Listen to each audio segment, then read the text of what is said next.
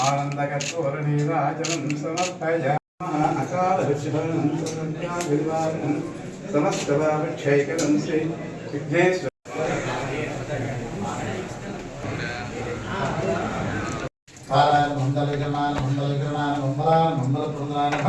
सर्वेभ्यो नमस्ते अस्तुतरूपेभ्यः तत्पुरुषाय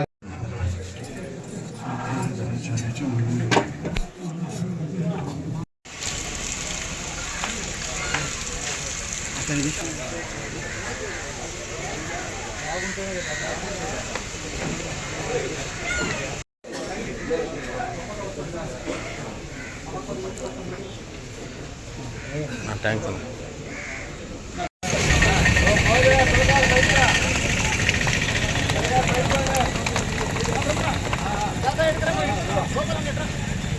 కుర్చీలు తీసేయండి బాయ్.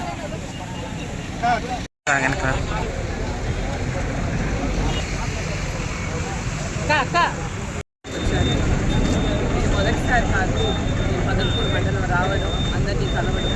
కానీ బహుశా కళలో కూడా మేమెవరూ ఊహించుకోలేనటువంటి సంఘటన జరిగింది.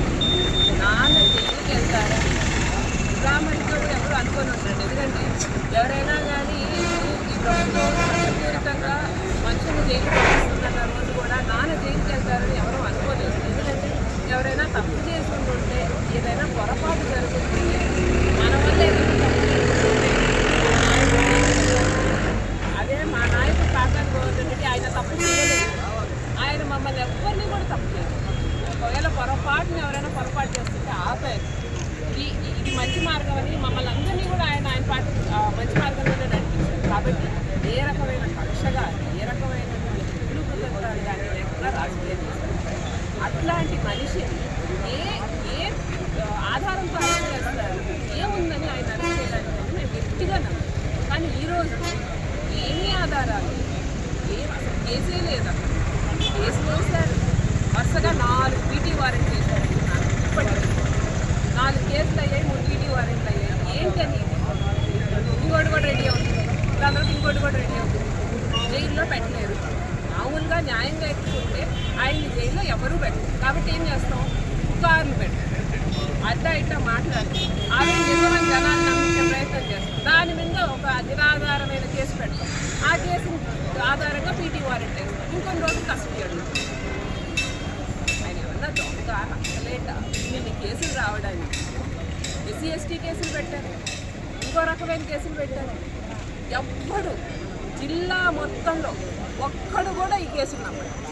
కానీ అందరికీ తెలిసినా, మేము అన్యాయంగా కేసులు పెట్టామని తెలిసినా మాకు అధికారం ఉంది, మేము విచ్చలవిడిగా మా అధికారాన్ని వాడుకొని మాకు కావాల్సిన పని మేము చేసుకుంటామని చెప్పి కళ్ళు మూసుకుపోయి ఈరోజు అధికారులు ఏంటి, చేతిలో అధికారం ఉంది కాబట్టి మీకు ఇష్టం వచ్చినట్టు చేస్తున్నారు.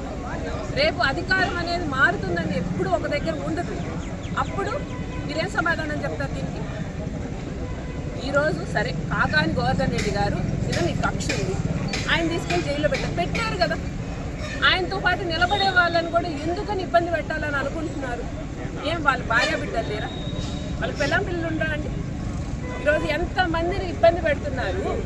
వాళ్ళకంటూ పాపం వాళ్ళ కుటుంబ సభ్యులు ఏమనుకోవాలి, వాళ్ళ భార్య పిల్లలు ఏమవ్వాలి? ఎంతమంది మీద అనవసరమైన కేసులు పెట్టి వాళ్ళని కూడా ఇరికించి వాళ్ళని కూడా జైల్లో వేస్తే ఏం మనుషులు బ్రతకొద్దా? ఏం వైఎస్ఆర్సీపీ కార్యకర్తలు అని అంటే వాళ్ళని జైల్లో వేయాలా? వాళ్ళు కూడా సగటు మనుషులే మీలాగా గుర్తుంచుకొని పనిచేయాలి. మనం ఈరోజు మా ఆప్తులైనటువంటి ఎంతమంది మీద కేసులు పెట్టి వాళ్ళు ఇబ్బంది పెట్టి వేయాలనుకుంటే కాకాని గోవర్ధన్ రెడ్డి మీద వేయండి. నన్ను తీసుకెళ్ళండి జైలుకి, ఏముంది? నా నాన్న వెనకాల నేను వస్తాను. వీళ్ళందరూ మా ప్రజలు, వీళ్ళు మమ్మల్ని నమ్ముకొని ఉన్నారు. వీళ్ళ కోసం మేము ఎంత దూరమైనా వస్తాం, మేమైనా వస్తాం జైలుకి, పర్వాలేదు. వాళ్ళని ఇబ్బంది పెట్టారు, అది తప్పు. కాబట్టి మేము కోరుకునేది ఏంటంటే నేను ఈ రోజుకేనండి నేను వస్తున్నాను తీసుకుని వెళ్ళిపోతానని తీసుకెళ్ళిపోండి, ఇబ్బంది ఏం లేదు.